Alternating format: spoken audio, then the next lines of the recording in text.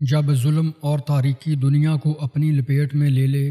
اور امید کا چراغ بجھنے لگے، تب ایک ہستی ابھرتی ہے جس کا نام سن کر زمین و آسمان لرز جاتے ہیں۔ وہ ہیں حضرت امام مہدی علیہ السلام۔ یہ وہ وقت ہوگا جب طاقتور کمزور کو کچل رہا ہوگا، انصاف ایک خواب بن چکا ہوگا اور انسانیت اپنی آخری سانسیں لے رہی ہوگی۔ تب قدرت کی طرف سے ایک نجات دہندہ کو بھیجا جائے گا جو نہ صرف ظلم کا خاتمہ کرے گا بلکہ زمین کو عدل و انصاف سے ایسے بھر دے گا جیسے کبھی ظلم و جبر سے بری ہوئی تھی۔ حضرت امام مہدی علیہ السلام وہ ہستی جن کا ذکر صدیوں پہلے احادیث میں ہوا، جن کے آنے کی بشارت ہر دور کے مومنین کو دی گئی اور جن کی قیادت میں دنیا ایک نئے دور میں داخل ہوگی۔ ناظرین، یہ ویڈیو ہر مسلمان کے لیے اس لیے اہم ہے کہ ہم سب کو امام مہدی کی آمد کی نشانیاں، ان کی پہچان اور وہ حالات جاننے چاہیے جن میں وہ ظاہر ہوں گے، کیونکہ یہ صرف ایک کہانی نہیں بلکہ ایک ایسی حقیقت ہے جو ایک دن دنیا کے ہر کونے میں گونجے گی۔ اگر آپ چاہتے ہیں کہ اندھیروں میں روشنی کی پہچان کر سکیں تو اس موضوع کو جاننا آپ کے ایمان اور بیداری کے لیے لازمی ہے، اس لیے ویڈیو کو آخر تک ضرور دیکھیے۔ اگر آپ بھی ہمارے چینل پر پہلی بار آئے ہیں تو چینل کو سبسکرائب ضرور کر لیں۔ بسم اللہ الرحمن الرحیم۔ السلام علیکم پیارے دوستو، ہمارے آقا حضرت محمد صلی اللہ علیہ وآلہ وسلم کا فرمان عالی شان ہے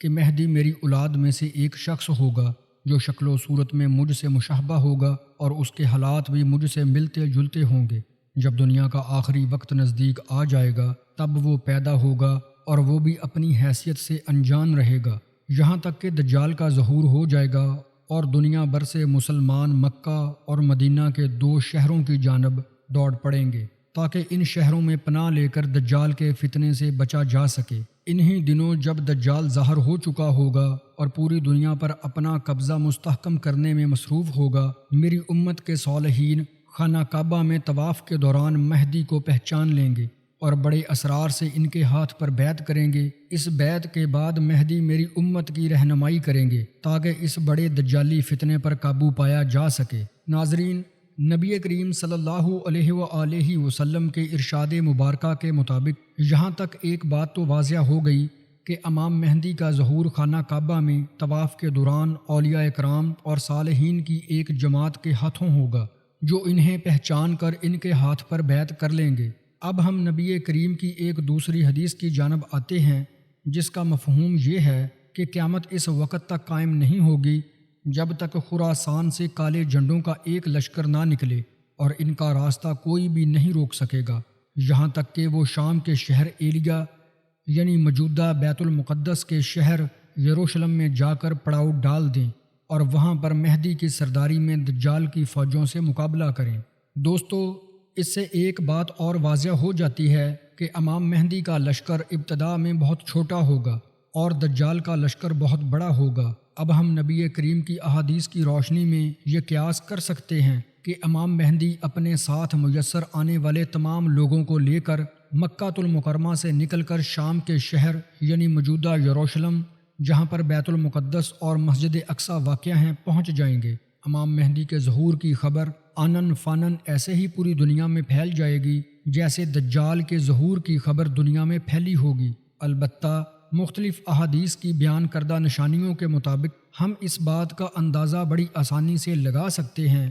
کہ دنیا میں موجود بے حیائی، فحاشی سے لبریز حالات کی وجہ سے مسلمانوں کا ایمان بہت کمزور ہو چکا ہوگا اور وہ جوک در جوک دجال کے لشکر میں شامل ہو چکے ہوں گے۔ اس لیے بہت کم ایسے مسلمان ہوں گے جو امام مہدی کے یروشلم پہنچنے تک ان کے ساتھ ہوں گے۔ ناظرین، امام مہدی کے ظہور کی خبر سن کر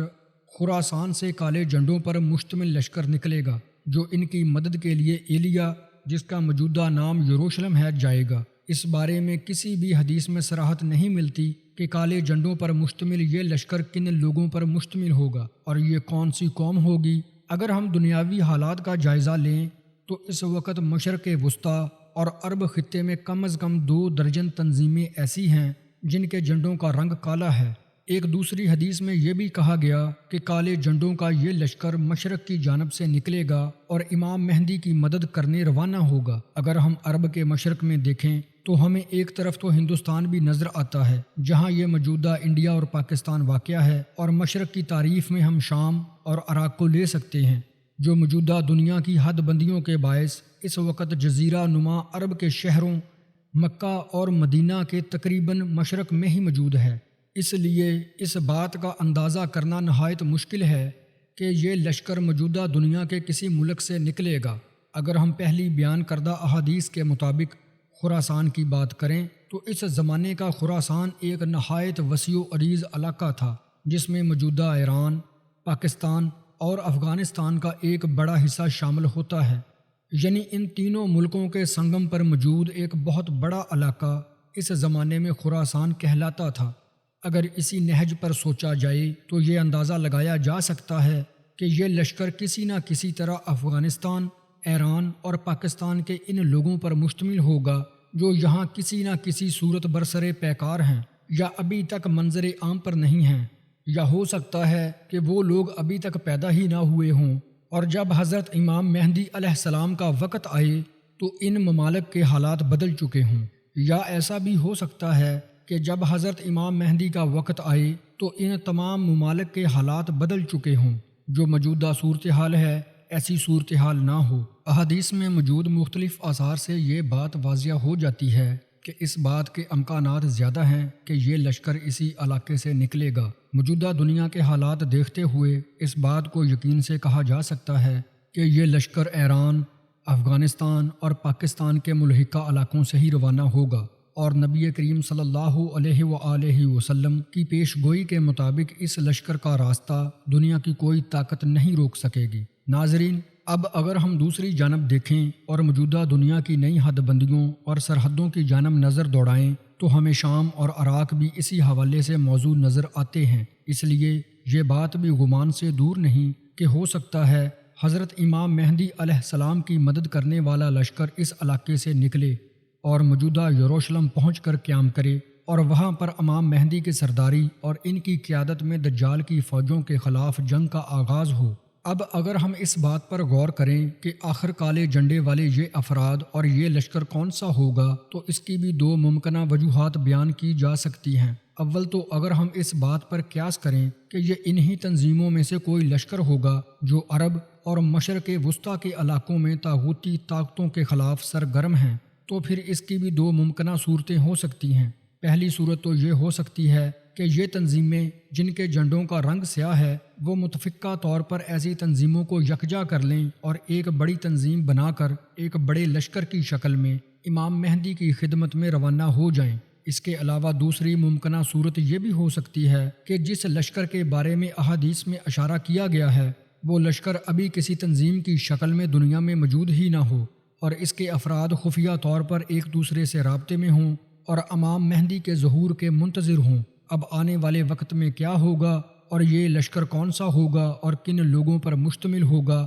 اور کہاں سے نکلے گا، یہ باتیں تو ظاہر ہیں کہ وقت کے ساتھ ساتھ ہی مزید واضح ہو جائیں گی۔ ناظرین، رسول پاک صلی اللہ علیہ وآلہ وسلم نے قرب قیامت کی نشانیاں بتاتے ہوئے یہ ارشاد فرمایا، مشرق کی جانب سے ایسے لوگ برآمد ہوں گے جو علاقوں کے علاقے فتح کرتے ہوئے مہدی کی مدد یعنی ان کی حکومت کو مستحکم کرنے کے لیے پہنچیں گے۔ امام ظاہری رحمۃ اللہ علیہ فرماتے ہیں کہ مجھے یہ روایت پہنچی ہے کہ کالے جھنڈے خراسان سے نکلیں گے، تو جب وہ خراسان کی گھاٹی سے اتریں گے تو اسلام کی طلب میں اتریں گے اور کوئی چیز ان کے آڑے نہیں آئے گی سوائے اہل عجم کے جھنڈوں کے جو مغرب سے آئیں گے۔ اس روایت سے یہ بھی واضح ہوتا ہے کہ خراسان سے نکلنے والے لشکر کا اللہ کی زمین پر اللہ کا نظام قائم کرنے کے علاوہ ان کا کوئی ذاتی مفاد نہ ہوگا، لہٰذا ابلیسی قوتیں یہ کہاں برداشت کریں گی، سو ان کے مقابلے کے لیے تمام کفر جمع ہو جائے گا۔ اگر موجودہ حالات پر نظر ڈالی جائے تو صاف نظر آ رہا ہے کہ یہود و نصارہ ان تمام احادیث کو سامنے رکھ کر منصوبہ بندی کر رہے ہیں۔ اس لیے امریکہ اور نیٹو کے ممالک ان کے راستے کو روکنے کے لیے بھرپور تیاریوں میں مصروف ہیں، اور اس میں وہ مسلمانوں کے ایمان کا سودا کر کے ان کو بھی اپنے ساتھ شریک کرنا چاہتے ہیں۔ لیکن احادیث مبارکہ سے یہ بھی واضح ہو جاتا ہے کہ وہ لشکر ہر رکاوٹ کو دور کرتے ہوئے اپنی منزل پر پہنچ کر دم لے گا۔ اب مسلمانوں کو سوچنا چاہیے کہ وہ کس گروہ کے ساتھ اپنی ہمدردی کو شامل کرتے ہیں، اللہ تعالیٰ کے مجاہدین کے خراسانی لشکر کے ساتھ یا اس لشکر کو روکنے کے لیے ابلیسی قوتوں کے ساتھ۔ ناظرین، امام ظاہری سے روایت ہے، وہ فرماتے ہیں کہ کالے جھنڈے مشرق سے آئیں گے، ان کی قیادت ایسے لوگوں کے ہاتھ میں ہوگی جو لمبے بالوں والے ہوں گے، ان کے نسب دیہاتی ہوں گے اور ان کے نام کنیت سے مشہور ہوں گے، وہ دمشق شہر فتح کریں گے، 3 گھنٹے رحمت ان سے دور رہے گی۔ اس روایت میں مشرق سے آنے والے مجاہدین کی چند نشانیاں بتائی گئی ہیں، ان کے لباس ڈھیلے ڈالے ہوں گے، بالوں والے ہوں گے، ان کے نسب دیہاتی ہوں گے، وہ اپنے ناموں کی بجائے کنیت سے مشہور ہوں گے۔ اہل علم حضرات کو چاہیے کہ وہ نور نبوت میں ان تمام نشانیوں کے حاملین کو تلاش کرتے رہیں۔ مذکورہ روایت میں ہے کہ اس لشکر والوں سے 3 سات کے لیے رحمت کو اٹھا لیا جائے گا، یہ اللہ تعالیٰ کی طرف سے آزمائش اور امتحان کے طور پر ہوگا تاکہ اللہ اپنے وعدوں پر سچا یقین رکھنے والوں کو پرکھ لے۔ ایک اور جگہ پیارے آقا کریم نے فرمایا، جب تم دیکھو کہ کالے جھنڈے خراسان کی طرف سے آئے ہیں تو ان میں شامل ہو جانا، کیونکہ ان میں اللہ کے خلیفہ مہدی ہوں گے۔ ایک اور حدیث میں فرمایا، جب تم دیکھو کہ خراسان سے سیاہ جھنڈے آ رہے ہیں تو ان کی طرف آنا، خواہ تمہیں برف پر سے گھٹنوں کے بل آنا پڑے۔ ناظرین، اللہ کے رسول کریم اپنی امت کو پہلے ہی حکم فرما رہے ہیں کہ اس لشکر میں شامل ہو جانا، آخرت کے بڑے سودے کی خاطر دنیا کے چھوٹے سودے کو قربان کر کے کامیاب تاجر ہونے کا ثبوت دینا۔ دیکھنا ماں کی ممتا، رفیقہ حیات کے آنسو یا پھر جگر کے ٹکڑوں کے چہرے کہیں میرے اور میرے پیارے جانسار صحابہ کی محبت کے راستے میں رکاوٹ نہ بن جائیں۔ شہروں کے اجالے کی چکا چوند کہیں تمہیں پہاڑوں کے اندھیرے میں جانے سے روک نہ دے۔ گارے اور مٹی کے گھر کو مسمار ہونے سے بچانے کے لیے اپنی آخرت کے محلوں کو تباہ نہ کر دینا۔ جیل کی کال کوٹری سے ڈر کر دجالی قوتوں کے سامنے سر نہ جھکا دینا، کیونکہ قبر سے بڑی اور خطرناک کال کوٹری کوئی نہیں۔ رسول کریم نے فرمایا، کچھ بھی ہو، کسی بھی چیز کی پرواہ نہ کرنا، بس اس لشکر میں شامل ہو جانا۔ حتیٰ کہ دوسری حدیث میں فرمایا، اگر برف پر گھسٹ کر بھی آنا پڑے تو اس لشکر میں ضرور شامل ہو جانا۔ ناظرین، یہ بات بھی ذہن نشین رہے کہ اگر برف پر زیادہ دیر چلا جائے تو پاؤں جلنے کا خطرہ ہو جاتا ہے، اور برف کا جلا آگ کے جلنے سے کہیں زیادہ اذیت ناک ہوتا ہے۔ اس کے باوجود رسول کریم نے فرمایا کہ ایمان کو بچانے کے لیے برف پر بھی چل کر آنا پڑے تو ضرور آنا۔ پہلی حدیث میں جو ذکر ہے کہ اس میں مہدی ہوں گے، تو اس سے مراد یہ ہے کہ یہ جماعت حضرت امام مہدی کی ہوگی اور عرب پہنچ کر حضرت مہدی کے ساتھ شامل ہو جائے گی، اور اس کے معنی یہ بھی ہو سکتے ہیں کہ حضرت مہدی خود اس جماعت میں شامل ہوں گے، لیکن اس وقت تک لوگوں کو ان کے مہدی ہونے کا علم نہ ہو اور بعد میں حرم شریف پہنچ کر ان کا ظہور ہو، واللہ عالم۔ ناظرین، حضرت عبداللہ بن مسعود رضی اللہ تعالی عنہ سے روایت ہے، وہ کہتے ہیں کہ ہم رسول کریم کے پاس تشریف فرما تھے کہ بنی ہاشم کے کچھ نوجوان آئے، جن کو دیکھ کر رسول کریم کی آنکھیں سرخ ہو گئی اور چہرہ اقدس کا رنگ تبدیل ہو گیا۔ حضرت عبداللہ رضی اللہ تعالی عنہ کہتے ہیں کہ میں نے عرض کیا، ہم آپ کے چہرے پر ناپسندیدگی کے آثار دیکھ رہے ہیں۔ رسول کریم نے فرمایا، اہل بیت کے لیے اللہ نے دنیا کے مقابلے میں آخرت کو پسند کیا ہے، اور یقیناً میرے اہل بیت کو آزمائش، جلا وطنی اور بے بسی کا سامنا ہوگا، یہاں تک کہ مشرق سے کچھ مجاہدین آئیں گے جن کے جھنڈے کالے ہوں گے، چنانچہ وہ مجاہدین حکومت کا سوال کریں گے، لیکن یہ حکمران ان کو حکومت نہیں دیں گے، سو وہ جنگ کریں گے اور اس پر ان کی غیبی مدد کی جائے گی، اور وہ غلبہ پا لیں گے تو وہ ان کو حکومت دے دیں گے، لیکن وہ اس کو قبول نہیں کریں گے، اور وہ میرے اہل بیت میں سے ایک شخص یعنی مہدی کو امیر بنائیں گے، جو زمین کو عدل و انصاف سے اس طرح بھر دے گا جیسے وہ اس سے پہلے نا انصافی سے بری ہوئی تھی۔ تو تم میں سے جو بھی اس وقت موجود ہو ان مجاہدین کے ساتھ شامل ہو جائے، خواہ برف پر گھسٹ کر بھی آنا پڑے۔ رسول کریم نے فرمایا،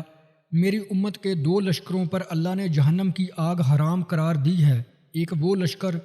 جو ہندوستان پر حملہ کرے گا، اور دوسرا وہ جو حضرت عیسیٰ ابن مریم کا ساتھ دے گا۔ ناظرین، حضرت ابو ہریرہ سے مروی ہے کہ میرے جگری دوست رسول کریم نے مجھ سے فرمایا کہ اس امت میں سندھ اور ہند کی طرف لشکر کی روانگی ہوگی۔ اس پر حضرت ابو ہریرہ فرماتے ہیں،